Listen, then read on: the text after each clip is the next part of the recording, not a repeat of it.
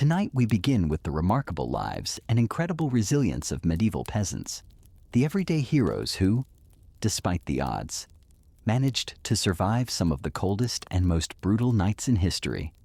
From makeshift insulation tricks to communal sleeping strategies, their story is one of grit, ingenuity, and determination. So before you get comfortable, take a moment to like the video and subscribe, but only if you genuinely enjoy what I do here. And let me know in the comments where you're tuning in from and what time it is for you. It's always fascinating to see who's joining us from around the world. Now dim the lights, maybe turn on a fan for that soft background hum, and let's ease into tonight's journey together. When you think of medieval life, you might imagine jousting knights, grand feasts, and merry fairs. But for the average peasant, winter was less about merriment and more about how do we not die tonight. It wasn't just a season. It was a test of endurance that came around every year, like an especially cruel teacher who didn't believe in second chances. Picture this. You're living in a tiny mud and stick hut with walls so thin you could probably hear a bird sneeze from outside. No insulation. No windows, unless you count a small hole stuffed with animal skin. And definitely, no thermostat wars with your siblings. The inside temperature of your home was usually just a polite couple of degrees above whatever the weather was doing outside. If it was freezing outdoors, it was politely slightly less freezing inside. Congratulations, nights were the worst. Darkness swallowed everything. The wind howled like an angry ghost, and the fire in the hearth sputtered pathetically, doing its best, but mostly just roasting the toes of whoever was sitting closest. If you were on the other side of the room, sorry, you might as well have been camping outside with worse snacks. Clothing wasn't much help either. Peasants didn't own fancy fur coats or goose-down blankets. You had a couple of rough-spun wool tunics, maybe a cloak that smelled suspiciously of goat, and a hope that layering them would turn you into some kind of human onion. Spoiler, it didn't really work. And forget about snuggling under soft quilts. Beds were often nothing more than sacks stuffed with hay or straw, maybe with a few old rushes thrown in for good measure. And bonus, some fleas for extra company. Luxury. Thy name is medieval peasant life. The cold wasn't just uncomfortable, it was dangerous. Frostbite, hypothermia, and general freezing to death were constant risks, especially for young children and the elderly. Every morning that you woke up still breathing was considered a minor miracle, and honestly, worth celebrating. Maybe with a slightly less frozen turnip for breakfast. So yes, surviving a medieval winter wasn't about comfort. It was about gritting your teeth, piling on every piece of cloth you owned, huddling with your livestock, and praying you didn't wake up with icicles hanging off your eyebrows. And the real adventure. It was just beginning. If you think your apartment is drafty because the window doesn't close properly, medieval peasants would like a word. Their homes weren't just drafty. They were basically very enthusiastic wind tunnels with a roof. Most peasant houses were what historians politely call wattle and daub construction. Translation sticks crisscrossed like a giant basket, smeared with a charming mixture of mud, straw, and animal dung. Yes, dung. They weren't trying to be gross. Dung was a cheap, sticky insulator. Plus, it was always readily available. Shall we say? These walls, no matter how lovingly smeared, didn't stand much chance against a proper winter storm. The cold wind found every crack, every gap, and gleefully danced its way into the one-room homes, swirling around and making sure you never got too comfortable. Privacy? Absolutely not. Warmth? Not really. Character building? Definitely. And then there were the roofs. Thatched roofs looked picturesque, sure. But after a few months of rain and snow, they sagged, leaked, and occasionally let in the local wildlife. Nothing says pleasant evening like a squirrel dropping onto your dinner. Windows, if they existed at all, were laughably tiny and usually covered with thin animal hides or wooden shutters. Glass was so expensive that even the lord of the manor probably couldn't afford more than a single tiny pane. And peasants. They were just happy if the wind didn't rip the cowhide right off the wall mid-blizzard. To make matters worse, floors were often just compacted dirt. When it rained or snowed heavily, mud seeped up through the ground. So technically, you could say they had indoor water features, not that they appreciated it. In winter, every step inside your own home could feel like trudging across a frozen marsh. Cold from below, cold from above, cold from inside. It was a three-dimensional assault on your body heat. But medieval peasants weren't the type to whine. They packed gaps with moss, jammed old rags into the worst drafts, and huddled close to each other. Human insulation at its finest. Creativity, stubbornness, and a bit of sheep grease rubbed into the walls were often the only thing standing between them and becoming medieval popsicles. Because if your house was falling apart and your best protection against the elements involved mud and goat hair, well, at least you could laugh about it. Sort of, if your teeth weren't chattering too hard, as if the freezing air wasn't enough. Medieval peasants also had to battle a silent enemy rising from below the frozen ground itself. Floors weren't really floors back then. They were just slightly flatter patches of earth inside your home. Maybe, if you were lucky, someone had thrown down some straw or old rushes to give you the illusion of comfort. But make no mistake, you were sleeping one insulted back away from the cold. Hard dirt. And oh, that cold was relentless. It seeped up from the earth like an evil little ghost, worming its way through the straw, into your bones, and straight into your very soul. If you dropped anything onto the floor during a winter night, congratulations. It was now part of the permafrost. Medieval peasants tried to fight this grim battle in a few ways. One method was layering thick mats of straw across the floor, if you could afford it, or, more realistically, if you could steal enough of it from your neighbor's field without getting caught. You might have a decent insulating barrier, but straw flattened fast, got moldy even faster, and added an extra crunchy soundtrack to your already miserable nights. Some homes layered dried rushes onto the dirt instead. Every so often, they would throw fresh rushes on top without cleaning out the old ones. Over time, this created a fascinating ecosystem of decomposing plants, fleas, and whatever mystery creatures decided to move in.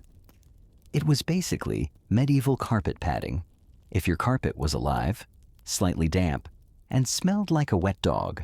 Beds, for those who had them, didn't solve much. They were usually little more than wooden frames packed with, you guessed it, more straw or hay. Instead of cozy mattresses, you had poking, shifting, crunchy layers that did little against the cold radiating from below. Tossing and turning wasn't about comfort. It was a desperate, awkward dance to keep blood flowing and avoid freezing one side of your body. The truth is, medieval peasants didn't conquer the icy ground so much as learn to live uncomfortably above it. A good night's sleep wasn't about dreams or softness. It was about waking up with all your toes still attached. And if you could pull that off, hey, you were doing better than most. If medieval homes had a single hero during winter, it wasn't the roof or the walls or even the brave layers of dirt and dung insulation. It was the hearth, a crackling, stubborn fire pit that served as the only real defense against the cold, the darkness, and the general gloom of medieval life. At the center of nearly every peasant home was a simple fire. No fireplace with a fancy stone mantel, no neat chimney sweeping the smoke skyward. Instead, you had a basic pit, or pile of stones, some half-burnt logs, and enough smoke pouring into the room to make you wonder if you were slowly becoming a ham. That's right. Most homes didn't even have chimneys. Smoke just kind of did its best. It drifted out through small holes in the roof, cracks in the walls, or right into your lungs if it was feeling lazy that evening. It wasn't ideal for breathing or your overall lifespan, but on the bright side, it did a great job of fumigating fleas and other unwanted guests. Who needs pest control when you're marinating in smoke 24/7? The hearth wasn't just about warmth either. It was the kitchen, the light source, and sometimes even the medieval version of a television. People sat around the fire, telling stories, gossiping, or just staring into the flames because, frankly, there wasn't much else to do after sunset. Keeping the fire alive wasn't just a nice idea, it was mandatory. Letting the fire die out at night was like putting up a sign for the cold to come in and finish you off. Plus, reigniting a fire in winter wasn't as easy as striking a match. You had to work with flint, steel, kindling, and more prayers than you'd ever offered before. Everyone in the family had a duty stoking the flames, watching the embers, adding peat, sticks, or, if you were lucky, a precious piece of dry wood. It was a constant battle between human persistence and the smothering cold that wanted nothing more than to snuff you out. The hearth didn't guarantee survival, but without it, survival was downright impossible. It was a smoky, sputtering, often disappointing little fire. But in a medieval winter, it was the beating heart of hope. If there was one thing medieval peasants feared more than running out of ale, it was letting the fire go out overnight. Without that warm, flickering lifeline, the cold would creep in faster than a tax collector after harvest. And in the dead of winter, restarting a fire from scratch wasn't just inconvenient. It could be deadly. Matches didn't exist yet. Lighters. Dream on. Rekindling a fire meant striking flint and steel together, praying for a single precious spark, and then coddling that spark with tender love and whatever dry kindling you hadn't already burned days ago. Imagine trying to do all this in the freezing dark, half asleep, with frozen fingers. Now add a hungry wolf howling in the distance for extra motivation. So peasants got smart. They banked the fire. No, not in a cozy savings account. Banking meant carefully burying the embers under a mound of ash right before bed. The ash acted like a blanket, insulating the glowing coals and keeping them alive, just barely. Until morning. If you did it right, you could stroll over at sunrise, poke the pile a little, add fresh wood, and voila, fire without the frostbite. But if you did it wrong, well, let's just say mornings got a whole lot colder and a whole lot grumpier. Fire banking was an art, passed down from parent to child like a prized family recipe. Everyone had their own little secrets. Some said use dry ash only. Others insisted a bit of dampness was key. Some packed the embers tight. Others let them breathe. You could practically start a medieval argument just by suggesting a better fire banking method. It was the ancient version of arguing over barbecue techniques, just with slightly higher survival stakes. Sometimes, banking the fire wasn't enough. A howling wind might sneak through a crack and snuff it out anyway, or a clumsy sheep might stumble into the hearth. Yes, it happened. That's why some families took turns getting up in the night to check the coals. Basically, the medieval equivalent of sleepwalking to the thermostat. In the end, fire banking was less about mastering nature and more about buying just a few more precious hours of warmth. And if you woke up to even a single surviving ember, that was your victory right there. And enough to face another day of battling the cold. In medieval times, the phrase, "the more the merrier," wasn't just about parties. It was a winter survival tactic. When the fire sputtered and the freezing winds whistled through every crack, there was one surefire source of warmth: each other. And if that meant sleeping cheek to cheek with your entire family, neighbors, livestock, and possibly a very confused goose, so be it. Forget about personal space. Privacy wasn't even a concept on the coldest nights. The goal wasn't comfort. It was don't wake up frozen to the floor. Entire households piled into the warmest corner of the house, wrapped in whatever scraps of cloth they could find, and formed what could best be described as a desperate, snoring human lasagna. Younger kids squeezed in between parents. Grandparents snuggled under the outer layers. And if Cousin Ethel showed up unexpectedly, well, there was always room for one more. If you were lucky, you got to sleep in the middle, where body heat radiated from all sides. If you were unlucky, you were on the edge, the medieval equivalent of sleeping next to the door of a meat locker. And woe to the person who moved too much during the night. You shift once to get comfortable, and suddenly you've knocked Aunt Maud into the freezing draft by the wall. Congratulations, you're now the family villain. Sometimes even bedding was shared, a communal straw mattress that slowly flattened under the nightly weight of multiple generations. And because hygiene wasn't exactly winning any awards back then, let's just say it wasn't the most fragrant sleeping arrangement.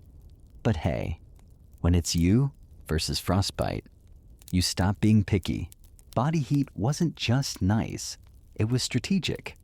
Some medieval guides even recommended deliberately arranging the strongest, warmest people on the outside of the group, like human shields against the cold. Babies and frail elders were tucked deep in the center, treated like the precious little heat generators they were. This wasn't just about survival, though. Over time, it became part of daily life, part of family bonding. Long winter nights, huddled together, led to storytelling, singing, and undoubtedly some very interesting conversations muffled under a shared wool blanket. So next time your sibling steals your blanket or your dog hogs the bed, just remember, at least you're not fighting for elbow space between a snoring uncle and a particularly judgmental goat. If you thought modern roommates were a challenge, medieval peasants would like to introduce you to their winter housemates: cows, goats, pigs, chickens, basically anything with a pulse and a little bit of body heat. Bringing animals indoors wasn't just a quirky village tradition. It was vital for survival. Livestock generated warmth, and in a poorly insulated hovel where the wind howled louder than your stomach, every little degree mattered. Plus, if your goat shared a wall with you, it was slightly less likely to get stolen by a neighbor in the dead of night. Two birds, one stinky stone. At night, the house became a chaotic living furnace. Chickens nested in corners, pigs snorted near the hearth, and cows lounged luxuriously against the walls, chewing cud like they paid rent. It wasn't glamorous, far from it. If you've ever been stuck in a car on a summer road trip with someone who forgot to shower, imagine that. But it's a cow, it's winter, and there's literally nowhere else to go. The smell's legendary. By springtime, the perfume of a shared winter was something fierce. You didn't need to light a candle. Your nostrils were already on a wild ride. But medieval peasants developed a selective nose. They didn't complain much because they knew one uncomfortable truth: the more animals inside, the fewer frozen toes in the morning. Certain animals even had prime spots. Cows, being the biggest and warmest, usually took center stage near the family. Goats were allowed closer in for their warmth, and because goats, being goats, would find a way inside anyway. Chickens roosted in rafters or old baskets, and pigs, well, pigs didn't care. They plopped down wherever they pleased, probably right in the middle of the floor. Of course, sharing your bedroom with livestock wasn't without hazards. Imagine drifting off peacefully, only to be rudely awakened by a chicken deciding your hair makes a good perch, or stepping barefoot into something suspicious first thing in the morning. Yes, medieval mornings could be full of surprises. Still, despite the noise, the smells, and the occasional hoof to the ribs, peasants understood the simple math: cold kills and cows cuddle, whether they want to or not. In the battle against winter's icy fingers, a warm, slightly slobbery cow breath was often the deciding factor between life and death. In medieval winters, fashion wasn't about looking good. It was about not dying. Peasants weren't flipping through the latest trends. They were layering up like they were preparing for battle against the Grim Reaper himself. The rule was simple if you owned it. You wore it, sometimes all at once. First, the basic undertunic, a scratchy, probably not too clean linen shirt. Over that, a thicker woolen tunic, then another if you had it. Add some leggings that sagged at the knees, a rough cloak draped over your shoulders, and if you were really lucky, a patched up sheepskin thrown on top like a prize trophy. Congratulations, you are now approximately 10% warmer and 90% itchier. Boots were a luxury. Many peasants wrapped their feet in layers of cloth or old rags and stuffed them into wooden clogs. If the cold still bit through, well, you just added another rag and hoped you didn't lose a toe. And forget about washing all these layers. Washing your clothes in the middle of winter meant dragging them to a frozen stream, smashing through the ice, and then waiting 2 days for your only shirt to dry, if it didn't just freeze into a tragic shirt sickle. Most peasants wisely decided that smelling like a mix of smoke, sweat, and sheep was a small price to pay for not freezing solid. Interestingly, the dirt and grease buildup had a bonus feature: insulation. That grimy layer locked in body heat. It was like a medieval Gore-Tex jacket, just smellier and far less socially acceptable today. Hats, scarves, and gloves were prized treasures. A simple woolen cap could mean the difference between making it through the night or waking up with hair frozen to the wall. Gloves were often homemade from whatever scraps of leather or fabric people could scrounge, sometimes looking more like sad puppet costumes than anything fashionable. Children were especially swaddled until they resembled overstuffed turnips, waddling awkwardly around the house. The goal was to trap as much precious body heat as possible. Style elegance. Never heard of them. Warmth was the real medieval flex. So the next time you complain about layering up for a chilly day, just remember, medieval peasants walked around wearing half their wardrobe at once, looking like lumpy laundry bags and counting themselves lucky for it. In the medieval peasant playbook, dirt wasn't just something you scrubbed off, it was practically a survival tool. As it turns out, getting grimy wasn't a sign you'd given up on life. It was tactical, strategic, dare we say genius. See, winter posed a very specific problem: heat loss. Clean clothes, especially freshly laundered linen, were surprisingly terrible at keeping you warm. They were breathable. Sure, but when the air temperature hovered somewhere between hypothermia and instant regret, breathable wasn't exactly a selling point. That's where dirt came in. As peasants trudged through day after day without washing their clothing, layers of grime, natural body oils, and good old-fashioned mud began to build up on their tunics, cloaks, and leggings. Over time, this natural armor clogged the tiny gaps in the fabric, making clothes more wind-resistant. It was like medieval weatherproofing, just smellier. Sure, you smelled like a goat who lost a bet, but guess what? You were warm. In fact, some medieval folks believed that washing yourself too often in winter could actually make you sick. Better to keep that protective, holy filth barrier intact. Bathing was rare, laundry even rarer, and soap, when it existed, was reserved for serious occasions, like when the bishop showed up, or maybe right before you died. Adding to the strategy, peasants layered their clothes without changing the ones underneath. You just threw your new layer on top of last month's. Eventually, you became a walking museum of the past 6 weeks. Every stain telling the heroic story of that one time I slipped in the mud but didn't die. To outside observers, medieval peasants might have looked and smelled like they had completely given up on hygiene, but the peasants knew better. That grimy, crusty tunic was a thermal shield against death by frostbite.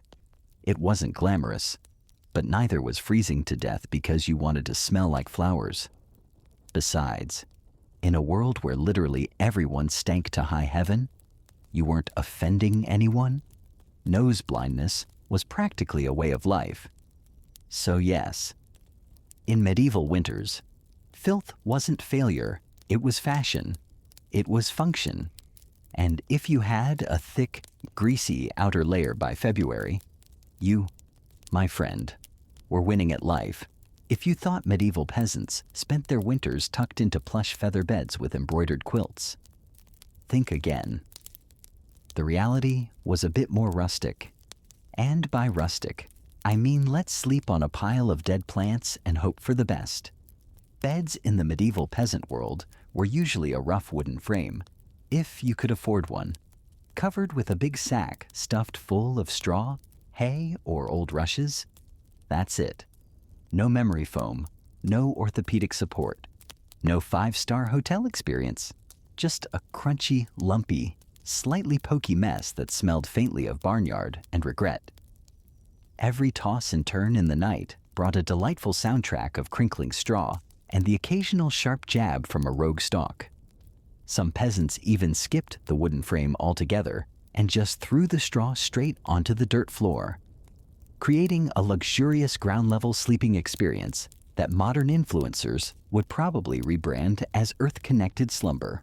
The straw mattresses weren't just uncomfortable, they were temporary.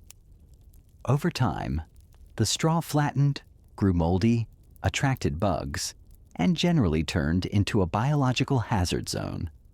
Changing the straw was a big event, usually done a few times a year if you were diligent, or whenever your bed started actively moving without your permission. Rushes were a popular alternative.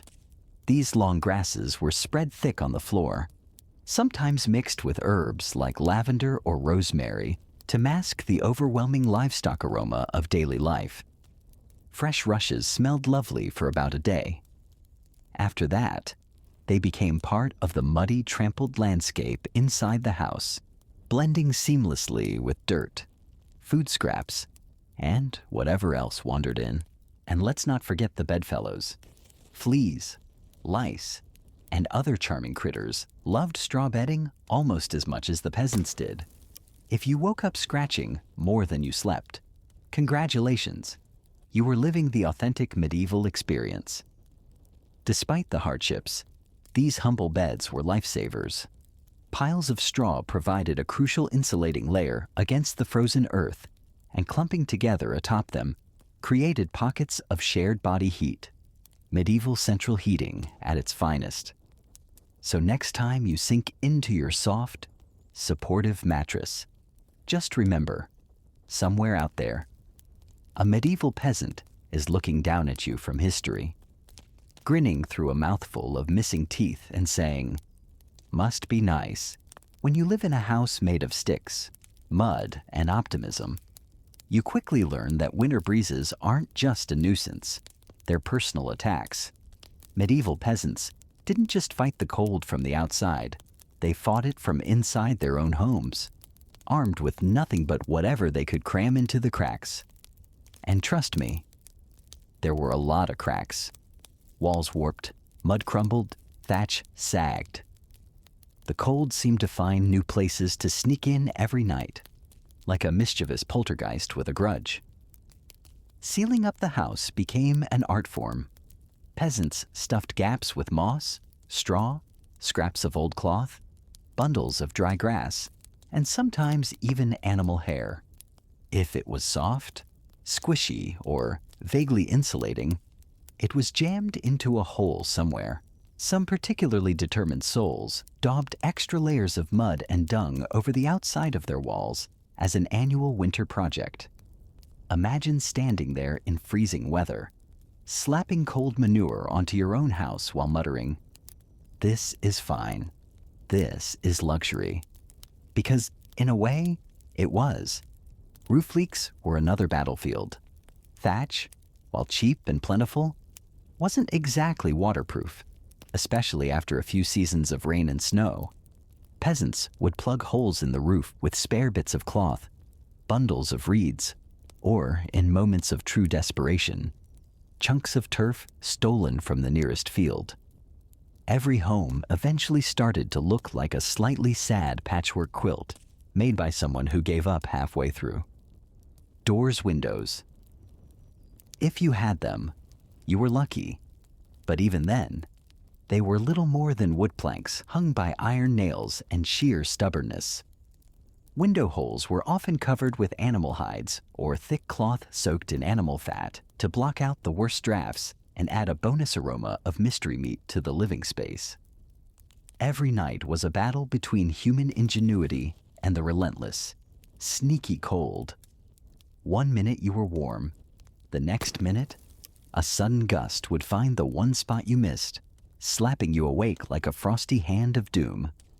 Yet, somehow, through cleverness, stubbornness, and a refusal to accept slightly frozen as a permanent state of being, medieval peasants patched, stuffed, and muddled their way through the worst winters nature could throw at them, one muddy handful at a time. When the cold bites hard enough to keep you awake at night, medieval peasants had a solution. Don't even try to pretend everyone's sleeping at once. Instead, they developed a survival strategy that today would make any military commander proud, sleeping in shifts.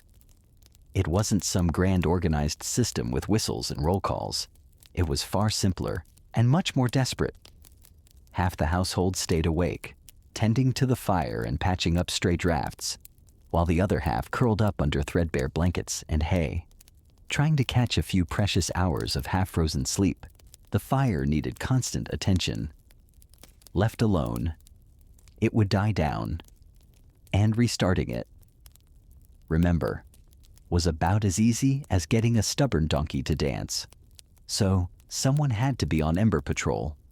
And since no one wanted to get up once they were finally warmish, families rotated shifts. You dozed for a few hours, got elbowed awake, then stumbled over to the hearth to poke, prod, and curse the fire back to life while trying not to step on a goat. The rotation wasn't glamorous. There were no night vision goggles, no late-night snacks, and certainly no 5 more minutes snooze buttons. Just stiff joints, heavy eyelids, and a growing resentment toward whoever snored loudest during your shift. Children old enough to hold a stick were pressed into service, learning early that in winter, everyone pulled their weight or froze trying. Grandparents sometimes stayed by the fire longer, both because of their experience and, frankly, because arthritis made lying down and getting up again a monumental event. And when it was your turn to sleep, good luck, with people moving about, animals rustling, wind battering the walls, and the occasional sharp nudge from a sibling who accidentally rolled over too hard. Getting quality rest was a miracle. Yet, despite the exhaustion, the system worked. Sleeping in shifts meant that there was always a set of eyes and cold, begrudging hands, ready to keep the hearth alive. The embers survived, and by extension, so did the family. So next time you grumble about waking up to adjust the thermostat or let the cat out, spare a thought for the medieval peasant, squinting into a smoking fire at 3 e. Wondering if toes were really that important after all. You know it's cold when you have to think about how you breathe just to stay alive. Medieval peasants didn't just battle the freezing air with cloaks, fires, and creative sleeping arrangements. They even adjusted the way they inhaled and exhaled to survive the night. The problem was simple deep. Open-mouthed breathing pulled icy air straight into your lungs. in a world where pneumonia could kill you faster than you could say, Hail Mary. That was a risk nobody wanted to take. So peasants learned the art of what you might call survival breathing. Instead of sucking in huge gulps of air like they'd just run a marathon, they kept their breathing shallow, slow, and, most importantly, through the nose. The idea was to gently warm the incoming air a bit before it hit their lungs. It wasn't perfect, but it was better than coughing yourself into the grave by February. If you accidentally took a big mouthful of cold air, congratulations. You just bought yourself a ticket to a week of hacking up bits of what felt like your soul, with no doctors in sight and grandma treating you with hot onion tea and firm prayers. Some people even tucked parts of their cloaks, shawls, or rags up over their faces while they slept, creating a makeshift breath warmer barrier. Of course, this also meant you ended up with a damp, slightly soggy fabric patch clinging to your mouth by morning. But hey, it beat freezing from the inside out. Children were taught these tricks early on. Parents would scold little ones for panting like dogs indoors during the cold months. And honestly, between strict breathing lessons, itchy wool layers, and sleeping next to an aggressively gassy goat, medieval childhood winters were character building on a whole different level. At night, tucked into straw bedding under piles of cloaks and next to a gently steaming cow, breathing became an art form. Slow, steady, nose only, and as minimal as humanly possible, like some grim medieval version of a yoga retreat, only with more frostbite and fewer inspirational quotes. In the Grand Survival Playbook, it wasn't the flashiest strategy, but it worked. One shallow breath at a time, peasants endured another night in the long, relentless war against winter. In the endless battle against medieval winter, peasants discovered an unlikely secret weapon, a full stomach. Turns out, one of the best ways to fight off the cold wasn't another scratchy wool cloak. It was stuffing yourself with something hearty and heavy right before bed. Calories meant warmth. The more your body had to digest, the more it heated itself up doing the work. Its basic medieval thermodynamics: eat a heavy meal, generate internal heat, and maybe, just maybe, survive until morning without turning into a peasant-shaped popsicle. So what did medieval peasants pile onto their plates before a long freezing night? Think thick stews, heavy with root vegetables like turnips, onions, and parsnips. Grains were lifesavers too. Oat porridge, barley gruel, or dense, chewy rye bread. If you were especially lucky, say after a festival day or a generous slaughter, you might even get a hunk of salted pork or a slice of dried sausage thrown into the pot. This wasn't comfort food in the Instagram sense. No delicate presentation, no artisanal garnishes. It was one enormous, vaguely brown meal designed to sit in your gut like a friendly brick, slowly burning through the night and keeping you just a little bit warmer. It wasn't just about eating a lot. It was about eating smart. Foods that took longer to digest provided a slow, steady trickle of warmth. Fatty foods were particularly prized, not just for the energy they provided, but because fat burns slower than lean meat. A belly full of stew, bread, and a questionable amount of lard peak medieval winter luxury. Parents made sure even the pickiest children ate heartily. Nobody cared if little Thomas didn't like turnips. You ate the turnips, or you shivered through the night thinking about how much you missed the turnips. Harsh, but effective parenting, medieval style. Of course, heavy nighttime eating came with its own hazards. You might be warmer, but you were also risking a night of vivid, bizarre dreams, fueled by a stomach trying desperately to process an entire field's worth of cabbages. Was it worth it? Absolutely. Because in the end, peasants weren't aiming for a Michelin star meal. They were aiming to survive. And if that meant going to bed full, bloated, and breathing gently through your nose next to a steaming cow, well, That was just another night in the ongoing quest to see another frosty sunrise. Long before electric blankets and fancy heated mattress pads, medieval peasants had to get creative if they wanted a little extra warmth at bedtime. And that's how the humble haybox and the ever-glamorous heated stone became winter's unsung heroes. Let's start with the haybox. It sounds rustic, and it absolutely was. But the idea was pure genius. Peasants would take a sturdy wooden box, line it thickly with hay, and use it to store food that had been cooked earlier, keeping it warm for hours. Leftover stew, hot porridge, toss it into the haybox, cover it up, and it stayed hot enough for a late-night snack without needing to risk reigniting the fire. Medieval slow cookers, basically. But peasants didn't just stop at food. They realized if hay could trap the heat from a stew pot, it could also trap the heat from something even better, rocks. Enter the era of the heated stone. Before heading to bed, someone, probably whichever unlucky child lost the family argument, would grab a flat stone and chuck it into the heart of the hearth fire. After roasting it until it was nearly too hot to touch, a fine line between helpful and third-degree burn, they'd fish it out using a stick or some old tongs. The stone, still radiating blissful warmth, would be carefully wrapped in rags, tucked into an old piece of cloth, or jammed into a clay pot, then slipped under the hay in the mattress or down at the foot of the bed. A medieval heating pad ready to do battle against the frozen earth. Of course, there were risks. If you didn't wrap the stone properly, congratulations, you now had a small, localized house fire. And if you dropped it on your foot, well, let's just say winter injuries weren't always caused by slipping on ice.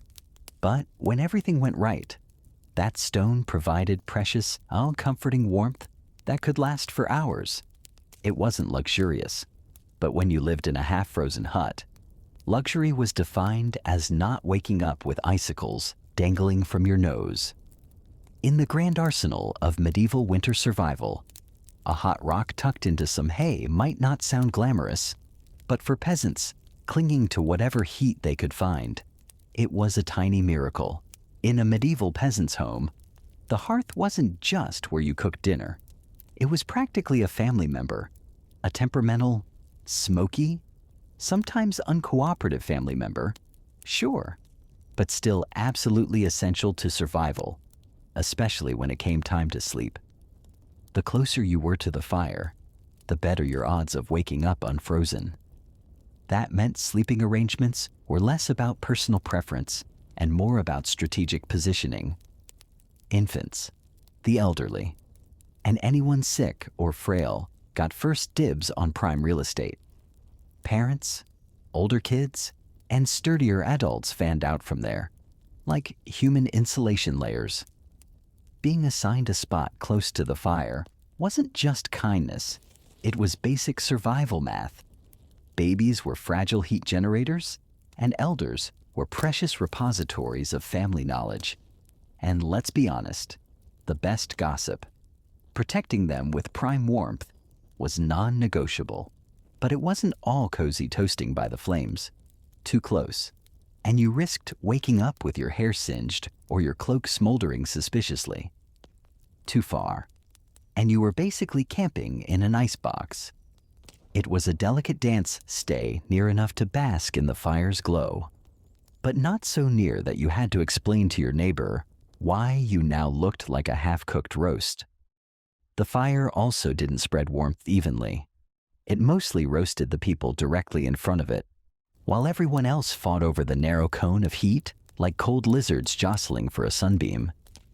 If you were lucky enough to fall asleep facing the fire, you might have one blissfully warm side and one side frozen so solid you could probably knock on it. Pets and livestock, of course, muscled in too. A dog might wedge itself between you and the fire, tail wagging dangerously close to open flame. Chickens sometimes perched perilously on hearthstones, clucking softly into the night like tiny, feathery guardians of warmth. Every crackle of the logs, every shift of glowing embers, was a tiny promise you're still alive, you're still warm. For now. And so, peasants drifted into uneasy sleep, lulled by the fire's pops and hisses, each breath forming small clouds in the frigid air, beyond the fire's fragile circle. It wasn't perfect, it wasn't comfortable, but it was life, clinging to warmth by a thread of glowing coals. In the medieval world, no one survived winter alone, unless they wanted to become a very stylish frozen statue by January. Survival wasn't just a family affair. It was a village project, a messy, muddy, loud collaboration where everyone's warmth and life depended on everyone else. The peasants knew that in the dead of winter, a strong fire and a pile of hay could only do so much. If your neighbor's house went dark, you noticed. If the smoke from old Tom's hearth suddenly stopped curling into the sky, someone went to check. And not just because Tom owed you a chicken, though that might be part of it, but because community meant survival. Villages had unofficial winter watchers, often the young or the elderly who couldn't work the fields, but could keep an eye on who was coughing too hard, who hadn't come to barter at the market in a few days, or whose home looked a little too still in the morning frost. These people were the medieval version of neighborhood patrol, minus the reflective vests, plus a lot more sheep. If a family's fire went out, it was a near emergency. A good neighbor would rush over with a glowing coal bundled in rags, or, better yet, invite them into their own smoky, overcrowded hut for the night. Yes, it meant squeezing an extra 4 bodies into an already cramped space, but it was better than finding frozen friends come spring thaw. Communal food stores played a role too. During especially brutal winters, villages sometimes pooled their last salted meat, grain, and dried vegetables. It was grim charity. No one had much, but a few communal meals could be the difference between staggering into spring or not. Even children understood the stakes. They helped deliver wood, shared embers, and ran urgent messages when someone needed help. No one was too small or too tired when winter came knocking. Sure, medieval villages weren't all sunshine and hugs. Feuds happened, disputes over land, goats, or who borrowed whose good cooking pot never really went away. But when the nights grew deadly cold, old grudges were often quietly shelved. After all, a rival was still worth saving, because tomorrow it might be you needing rescue. In the icy heart of winter, the village became one big, stubborn family, sometimes dysfunctional, often hilarious, always fiercely determined to survive together. One muddy boot, one crackling ember, one frozen smile at a time. When medieval peasants faced the merciless cold of winter, they didn't just pile on cloaks or stoke the fire. They prayed. A lot. Because when the wind howled like wolves outside your paper-thin walls and the fire shrank into sullen embers, you wanted every possible advantage, including a little divine intervention. Faith wasn't just a Sunday affair back then. It was woven into every frozen breath. Before crawling under layers of straw and scratchy wool, families would kneel together, offering up hurried prayers to keep the fire burning, the roof intact, and their toes attached by morning. Saints became more than distant holy figures. They were winter's frontline defense. Saint Agnes, for instance, was called upon to protect against throat ailments, not a minor concern when one mouthful of icy air could land you coughing up your soul. St. Nicholas wasn't just the jolly gift giver of later legend. He was also asked to protect households from sudden ruin during the lean, deadly months. Superstitions wrapped themselves snugly around daily survival. Some families sprinkled a little holy water near the hearth before sleeping, hoping it would protect against evil spirits, or at the very least, mischievous drafts.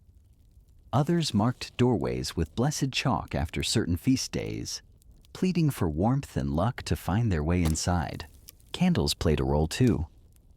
Special vigil candles, often blessed by the local priest or the most pious old woman in the village, were sometimes kept burning throughout the night, a flickering plea against the cold darkness clawing at the walls. And of course, no serious winter prayer session was complete without a few promises, dear Lord. If you just get us through this night, I swear I'll be kinder to my neighbor, even the one who keeps stealing our turnips. Faith wasn't some abstract comfort. It was a daily, urgent conversation.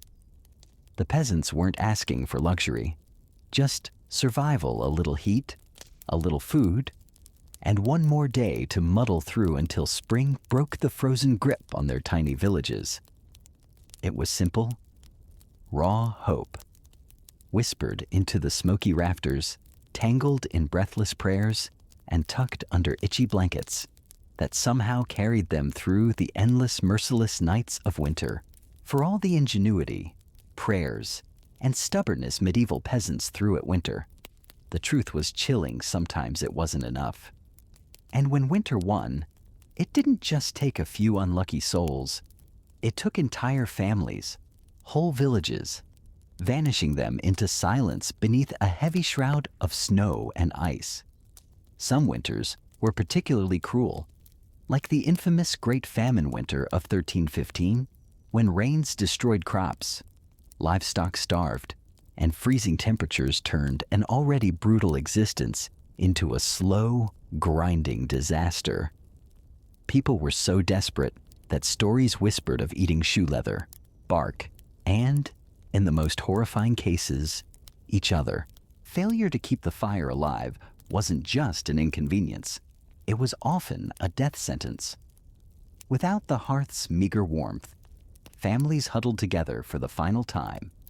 Neighbors would sometimes stumble across whole households in spring, bodies still locked in one another's frozen embrace, as if trying to share just a little more heat until the very end. Houses themselves could collapse under the weight of heavy snow or battering ice storms. A roof giving way in the middle of a frozen night wasn't just catastrophic, it was often fatal.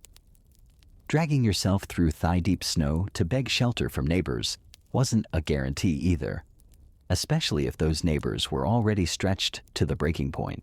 Disease loved the cold too. Starvation weakened the body and cramped. Smoky homes turned into breeding grounds for pneumonia, bronchitis, and other deadly infections. A simple cough in December could easily be a funeral by January. And then there was the quiet horror frostbite. Fingers, toes, even ears blackened and died while still attached to their owners.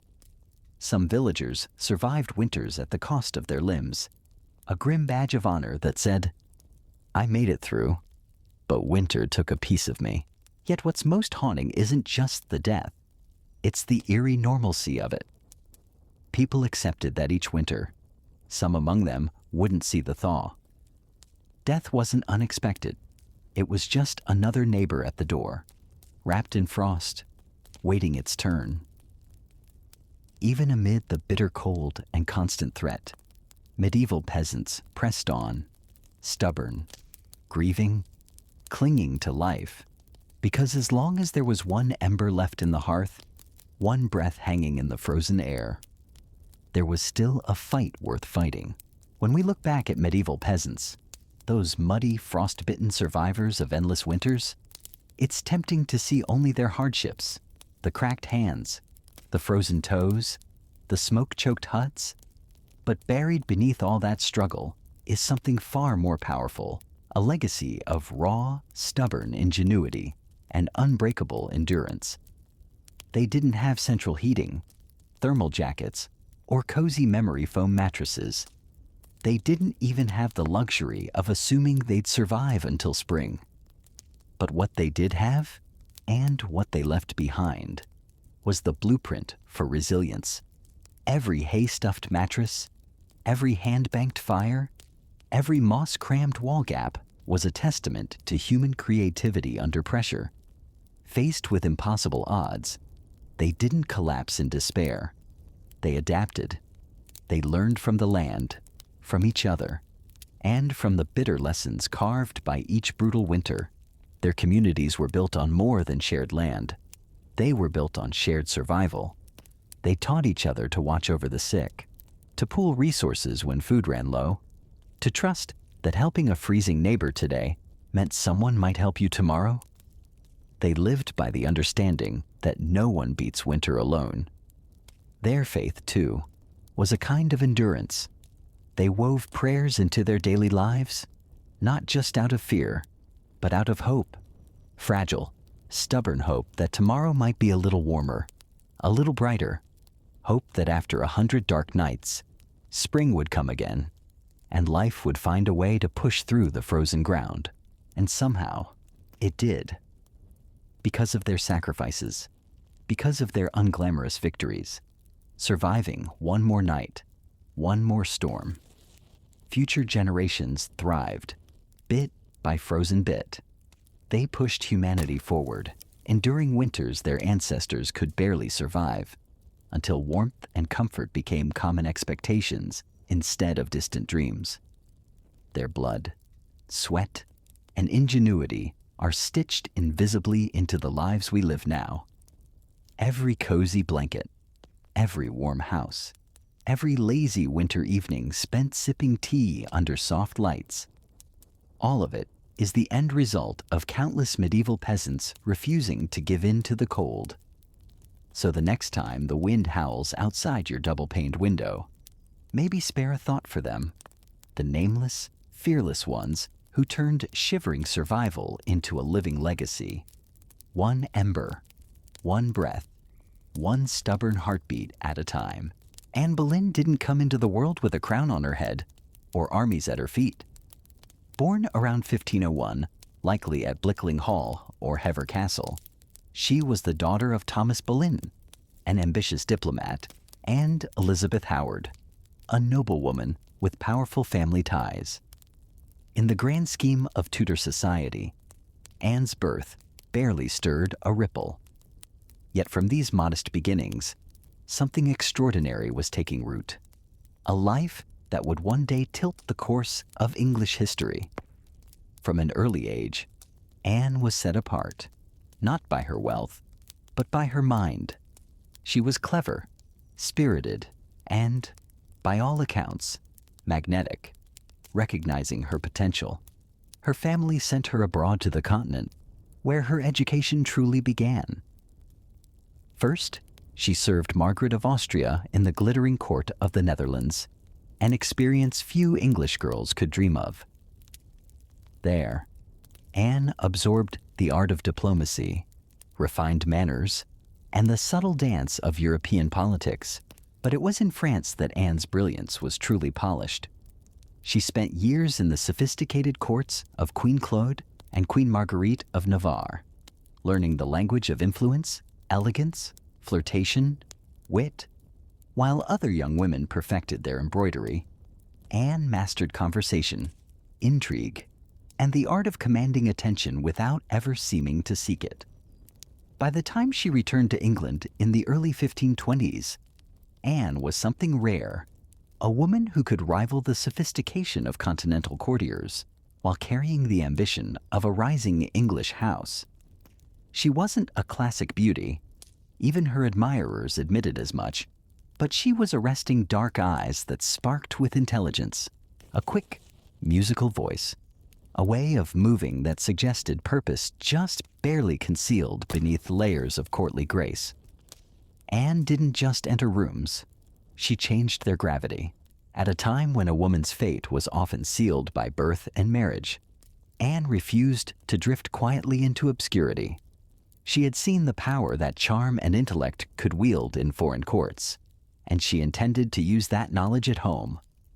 Anne Boleyn was still a young woman then, clever, ambitious, untested. But history was already beginning to stir around her. The girl who returned to England was no longer just Thomas Boleyn's daughter. She was a player in a larger game, one that would soon engulf the crown itself. When Anne Boleyn returned to the English court, she was unlike anyone the nobility had ever seen. In a world full of pale-faced, modest English roses, Anne was a thunderstorm electric, unpredictable, impossible to ignore. Her dark hair, bold eyes, and quick, sharp wit set her apart from the gentle, obedient ladies who filled the court of King Henry VIII. At first, she played the role expected of her, a maid of honor to Queen Catherine of Aragon. But even in the Queen's shadow, Anne's presence flickered like a candle too bright to snuff out. She danced gracefully, spoke French with the ease of a native, and laughed with a confidence few women dared display. Men noticed, women gossiped. The court buzzed quietly about the striking Boleyn girl. It wasn't long before she caught the most dangerous attention of all the king himself. Henry VIII was no stranger to flirtation. His court was a playground of whispered promises and secret liaisons. But Anne was different. She didn't swoon at his compliments or fall eagerly into his arms like so many others had. She teased, she challenged, she refused. Henry, a man used to instant adoration, was captivated. The more Anne held him at arm's length, the deeper he fell. Letters passed between them, filled with declarations of love, frustration, longing. Henry offered her the role of royal mistress, the most powerful unofficial position at court. Anne, astonishingly, said no. She would not be just another conquest, a forgotten mistress lost to time. If Henry wanted her, he would have to make her his wife. It was a gamble so audacious that it stunned the court. After all, the king was already married. His queen, Catherine, was beloved by the people and fiercely protected by her nephew, the Holy Roman Emperor. The church itself would have to be defied for Henry to claim Anne. But Anne didn't flinch. She had lived in the courts of Europe, where queens wielded soft power from behind lace fans and painted smiles. She knew ambition was a dangerous game, but it was a game she intended to win. Standing in the candlelit halls of the English court, Anne Boleyn made her choice not to be merely admired, but to change her destiny and England's forever. What began as an intense flirtation between King Henry VIII and Anne Boleyn soon spiraled into a national crisis. Henry wasn't merely besotted, he was obsessed. And in his obsession, he was willing to tear apart everything England had known for centuries. The king's desire to marry Anne hit a small snag. Namely, he was already married to Queen Catherine of Aragon. Catherine, dignified and resilient, refused to quietly step aside. She had been Henry's faithful wife for 2 decades, and in the eyes of God and the English people, she was the rightful queen. Divorce wasn't just scandalous, it was almost unthinkable, but Henry was determined. He convinced himself, and tried to convince everyone else, that his marriage to Catherine was cursed because she had once been married to his brother, Arthur. Never mind that the Pope had granted special permission for their union years ago. Henry now insisted that his soul was damned unless he annulled the marriage. Anne, for her part, knew better than to appear too eager. She kept herself just out of reach, alternately encouraging Henry's hopes and maintaining her distance. Every glance, every word was measured. She wasn't merely aiming for marriage. She was positioning herself to become Queen of England. The court erupted into whispers and factions. Some noble families eagerly courted Anne's favor, seeing the winds of power shifting. Others clung fiercely to Queen Catherine, horrified at the idea of Anne replacing her. Diplomats wrote desperate letters back to Rome. Foreign monarchs threatened retaliation. Henry's own advisors shifted uneasily, sensing the ground trembling beneath their feet. As months turned into years, Henry's frustration grew. He bombarded the Pope with petitions, maneuvered his lawyers into finding loopholes, and slowly began to realize that the church would not bend easily. Catherine had powerful allies, including her nephew, Emperor Charles V, the most powerful man in Europe.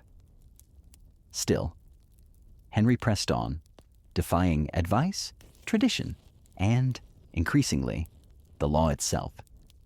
His courtship with Anne had become something far greater than personal desire.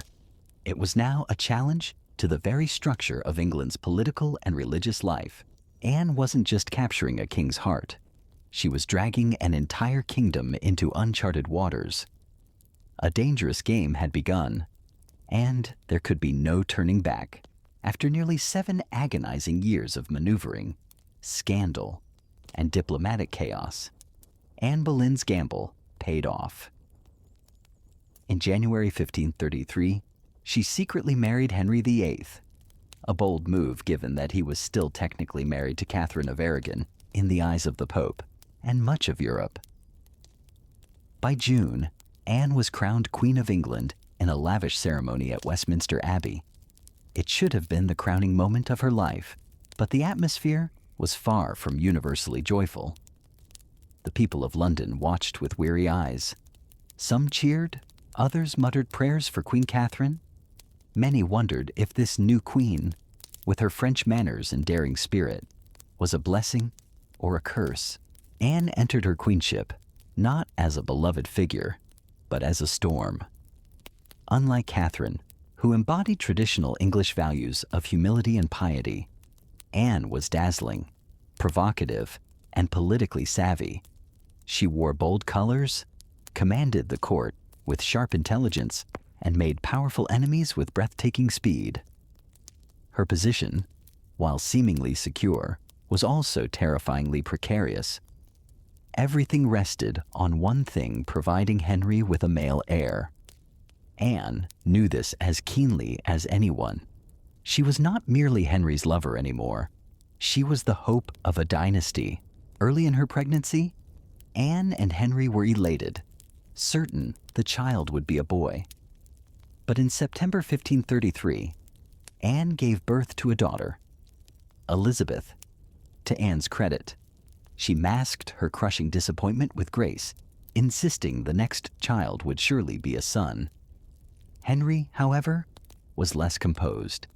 His eyes, once full of adoration, now flickered with doubt. Still, for a time, Anne's star burned brightly. She reshaped the English court in her image, elevating her family to unprecedented heights and becoming the first queen in English history crowned with the sacred oil usually reserved for kings. Her influence was vast. Foreign ambassadors sought her favor. Courtiers reshuffled alliances to be in her good graces. The once obedient Henry began moving England officially away from Rome, creating the Church of England with himself at its head. All so that Anne's crown could not be questioned. Yet, even in her triumph, dark clouds gathered. Friends whispered behind their hands. Rivals circled, waiting. And Henry, fickle and restless, was already beginning to look beyond the brilliant woman who had rewritten the kingdom for him. Anne had won the throne, but keeping it would demand more than charm, ambition, or even love. Anne Boleyn had climbed higher than almost any woman of her time. But the higher you rise, the harder the fall. Almost from the moment she placed the crown on her head, the cracks in her world began to show. At the heart of Anne's struggles was the pressure to produce a male heir. Her first child, Elizabeth, though bright and healthy, was not the son Henry VIII had hung his dynastic hopes upon, and the clock was ticking. Anne suffered multiple pregnancies in quick succession, but heartbreak followed miscarriages that left her physically weakened and emotionally battered. Each lost child chipped away at the foundation she had built. Henry, once passionately devoted, began to pull away, his disappointment carving rifts between them. Anne, never one to suffer in silence, argued, demanded, fought to keep her place. But Henry, a man who prized obedience as much as beauty, grew tired of her sharpness, her defiance, the very fire that had once drawn him in. Outside the royal chambers, enemies were gathering like wolves. Many nobles who had tolerated Anne's rise with gritted teeth now openly schemed for her downfall. Catherine of Aragon's supporters never forgave Anne for what they saw as theft and sacrilege. Even commoners whispered against her, calling her the great whore, blaming her for the schism with Rome and the heavy-handed changes that followed. And then came Jane Seymour. Quiet, demure, everything Anne was not.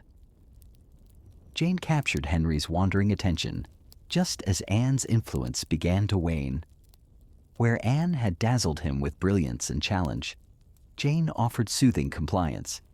It was a dangerous shift, and Anne, perceptive as ever, saw it happening. She tried to reclaim her position, lavishing attention on Henry, promising more sons, begging for patience. But the king, ever fickle, had already begun imagining life without the woman for whom he had once torn a kingdom apart. Anne's political enemies, including Thomas Cromwell, once her ally, sensed the changing tide. They began laying the groundwork for a campaign of destruction, quietly gathering accusations, rumors, and witnesses.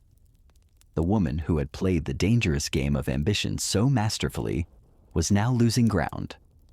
Anne had won her crown through cunning and courage, but in the brutal, shifting world of Henry's court, past victories meant little.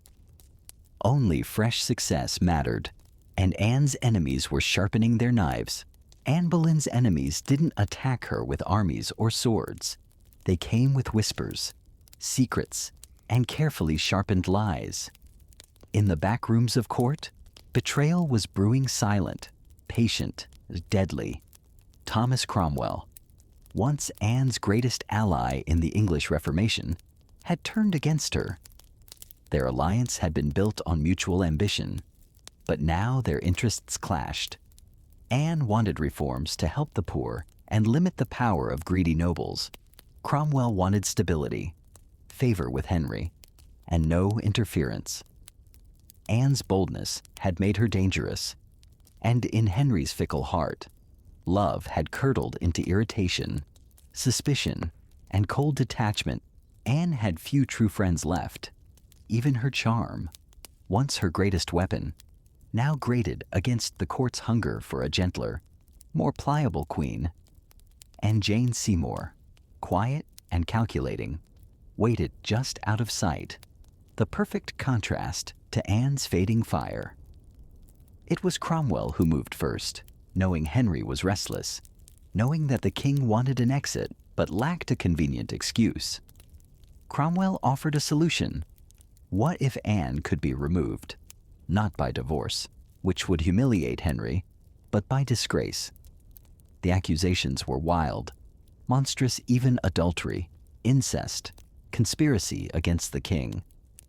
Anne, the proud, brilliant queen, painted as a betrayer, a temptress, a threat to the very crown she once redefined. Cromwell carefully gathered evidence, coaxing confessions under torture, twisting courtly flirtations into damning testimony. Several men, including Anne's own brother, George Boleyn, were arrested. The charges made little sense. They were riddled with contradictions and impossibilities.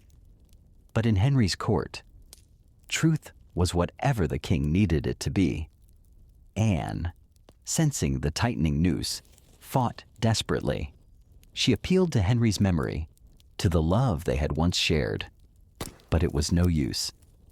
The man who had once torn England apart for her now refused to meet her eyes. In May 1536, Anne was arrested and taken to the Tower of London. As the great gate slammed shut behind her, she knew the truth. She was no longer a queen. She was a prisoner, a pawn trapped in the brutal game she had once played so masterfully.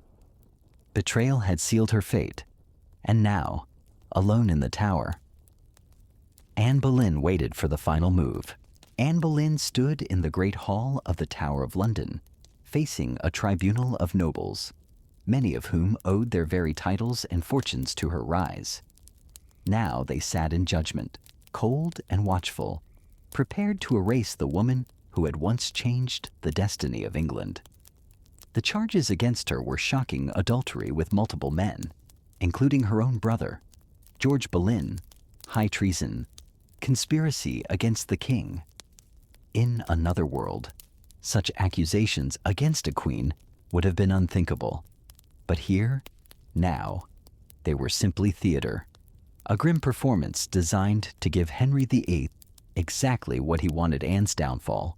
Wrapped in a thin veil of legality, Anne defended herself with the same fire that had once won Henry's heart. She denied every accusation with intelligence, precision, and an unwavering composure that astonished even her enemies. She reminded them that she had been crowned with sacred oil, chosen by God, and anointed as Queen of England. She reminded them of her loyalty, her sacrifices, her love. But it was all for nothing. The verdict had been decided long before Anne set foot in the courtroom. The trial was a spectacle for the court and for the people, a public unmaking of a once unbreakable woman. Witness after witness, many coerced or bribed, spoke damning words. Dates and places contradicted each other. Evidence was flimsy when it existed at all. But the truth was irrelevant now. Anne was found guilty.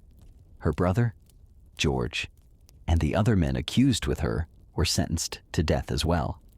Anne would be executed by beheading, a merciful sentence compared to the usual traitor's death of hanging, drawing, and quartering.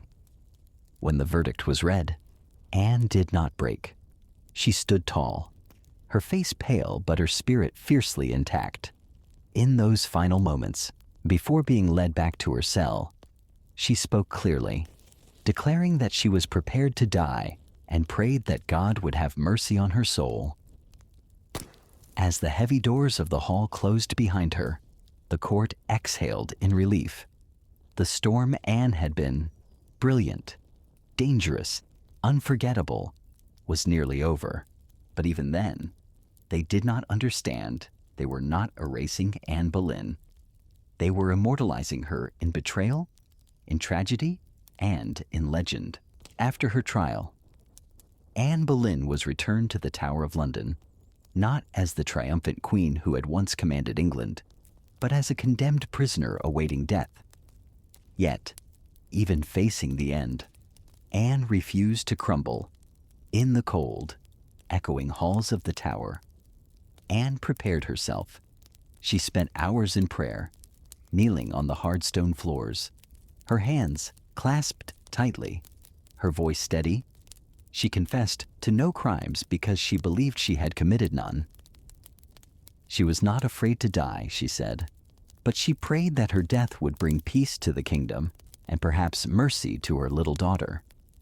Elizabeth, her ladies-in-waiting, those few who had stayed loyal, wept in private. Anne comforted them instead of the other way around. She joked bitterly at times that she would be remembered as a queen who had lost her head. In her dark humor was the stubborn spark that had made her unforgettable. Henry VIII, meanwhile, showed no sign of mercy. He had already turned his attention to Jane Seymour. Even before Anne's execution date was finalized, Henry was arranging his next marriage. For Anne, this final betrayal from the man who had once torn down a kingdom for her must have been the deepest cut. On May 18th, 1536, Anne was told she would die the next morning. She slept little that night. Instead, she spent her final hours in prayer, asking God for forgiveness for all who had wronged her, and perhaps for herself, for the ambition and pride that had led her here. Henry, with a flicker of royal kindness, had arranged for a French swordsman to carry out the execution. Faster, cleaner, less brutal than an axe. It was a small mercy, bought perhaps more for the king's conscience than for Anne's comfort. At dawn, Anne dressed carefully for her final moment, a dark gray gown of damask, trimmed with fur, a crimson kirtle beneath, colors of dignity, of sacrifice. She pinned up her dark hair and tucked it beneath a simple cap, ready to face the blade with grace. As the tower's cold morning mist curled around the courtyard stones, Anne Boleyn, Queen, Mother, Survivor, Fighter, stepped forward. There would be no tears, no pleas, only a final act of courage in the face of history's judgment. Her end was near, but her story was just beginning. On the morning of May 19th, 1536, Anne Boleyn ascended the scaffold built within the Tower of London's walls. A small crowd gathered courtiers, guards, a few witnesses, all wrapped in silence, as if even the stone walls held their breath. Anne stood tall, her gray gown fluttering slightly in the cold morning breeze. She looked thinner than she had at court, her face pale but calm. There were no hysterics, no broken sobs. If anything, she faced death with the same fierce dignity that had once shaken a kingdom to its knees. She spoke briefly, carefully choosing her final words. She did not accuse. She did not defend herself. She prayed for the king's health and prosperity, the very man who had abandoned her. In those final moments, Anne offered the world not a confession, but forgiveness. Her courage stunned even those who had come to see her fall.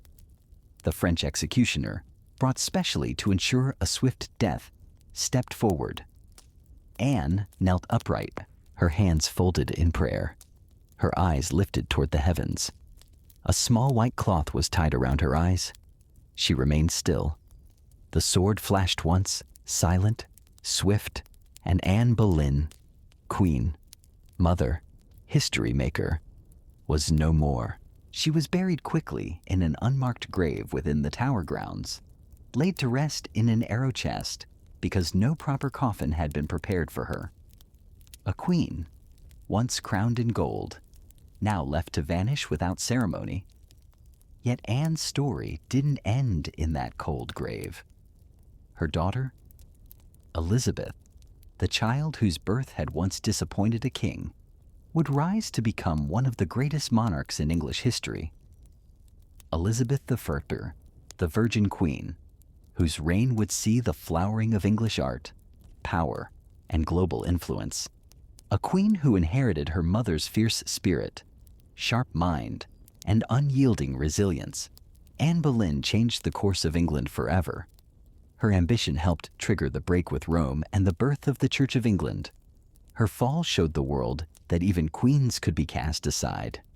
Yet, through her blood, through Elizabeth, Anne's legacy blazed brighter than any crown she had worn in life. In the end, Anne Boleyn won a kind of immortality, not through her survival, but through her indelible impact on history. By the early 1770s, the American colonies simmered like a pot left too long over a roaring fire. The relationship with Britain, once seen as the proud mother country, had soured into resentment, suspicion, and growing fury.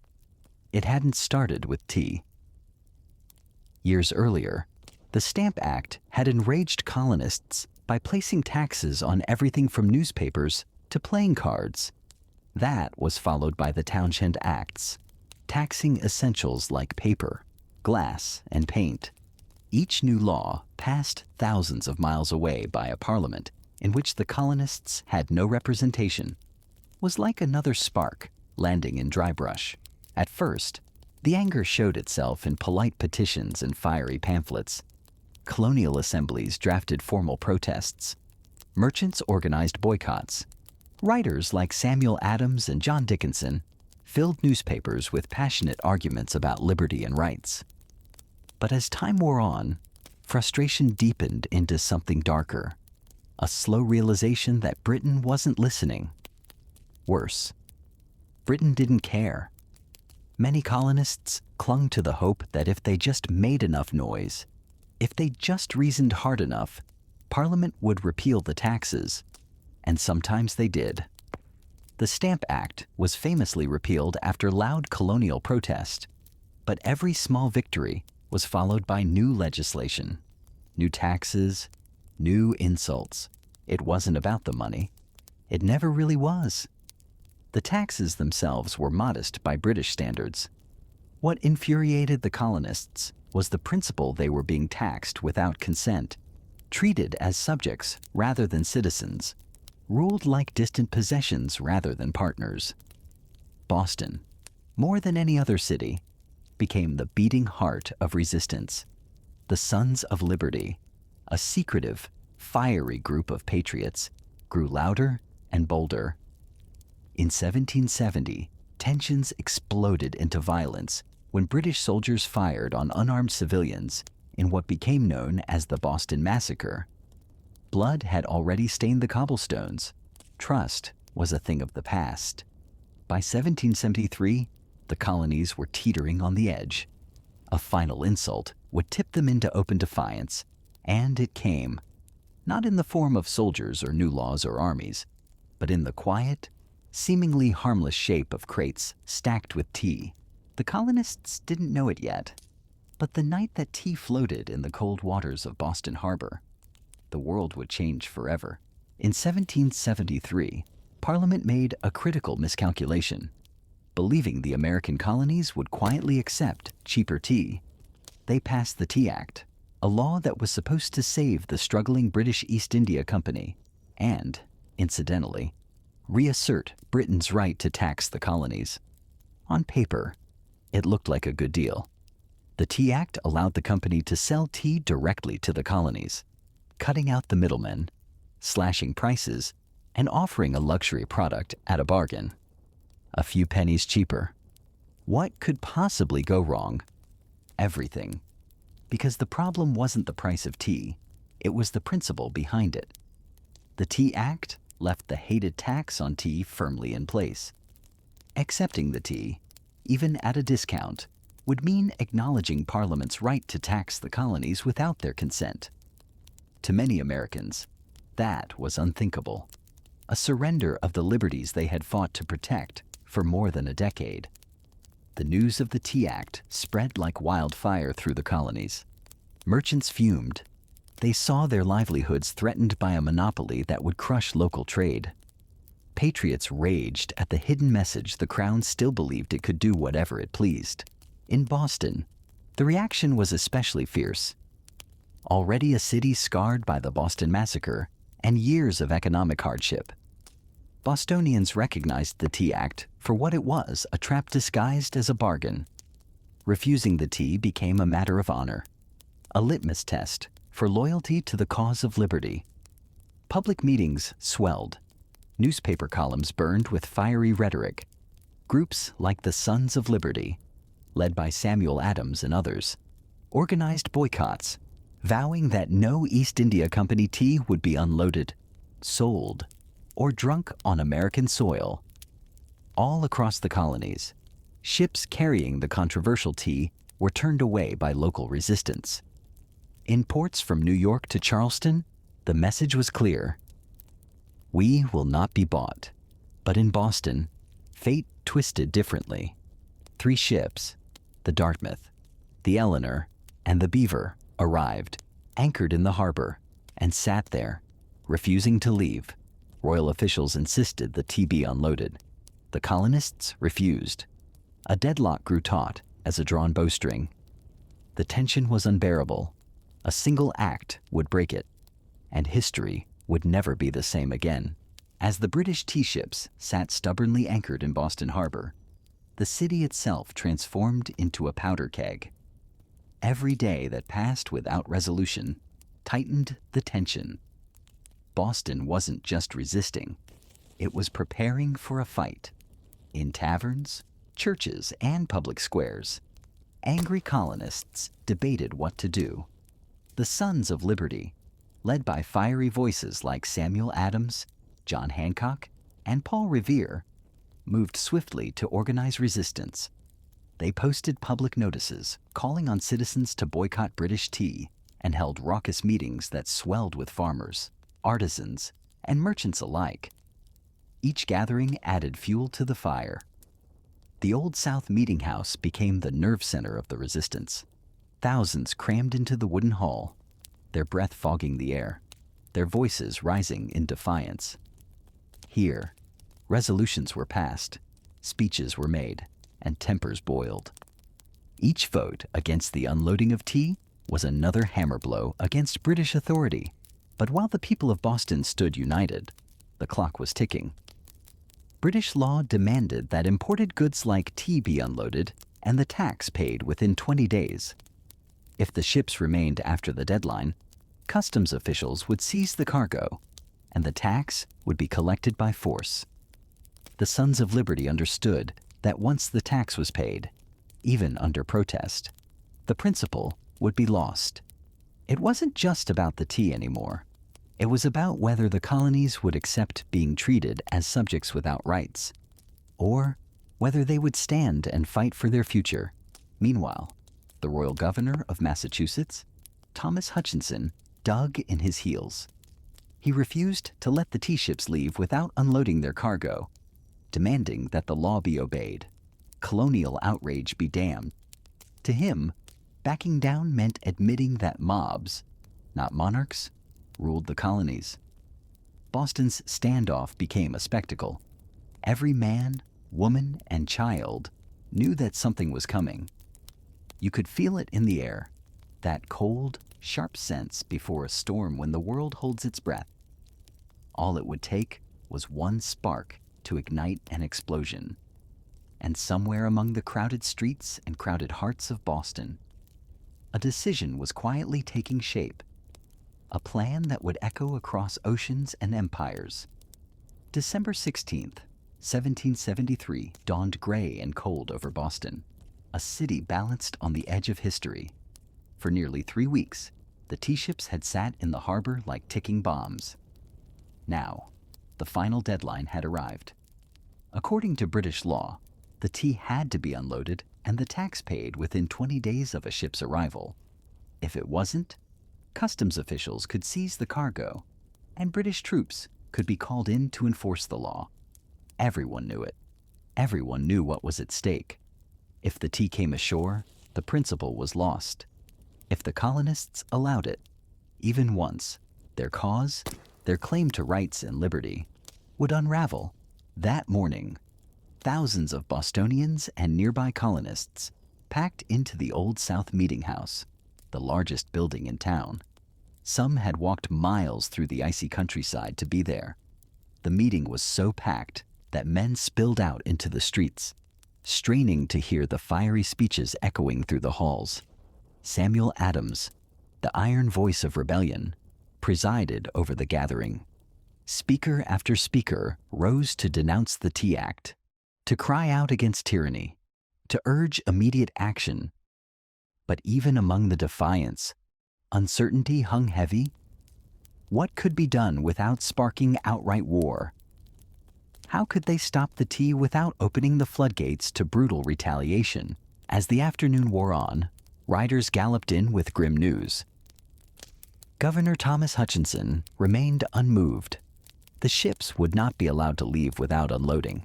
The tea would be seized, the tax collected, the king's law enforced. The crowd buzzed with fury.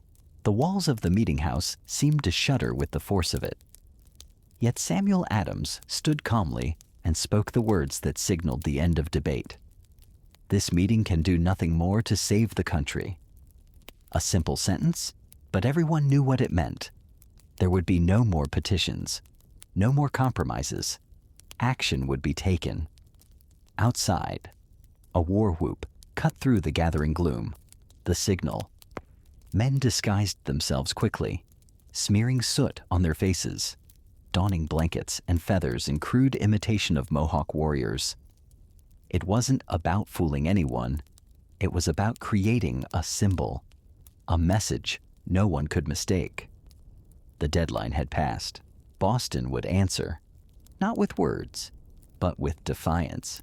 As twilight deepened over Boston on December 16th, 1773, the quiet streets began to stir.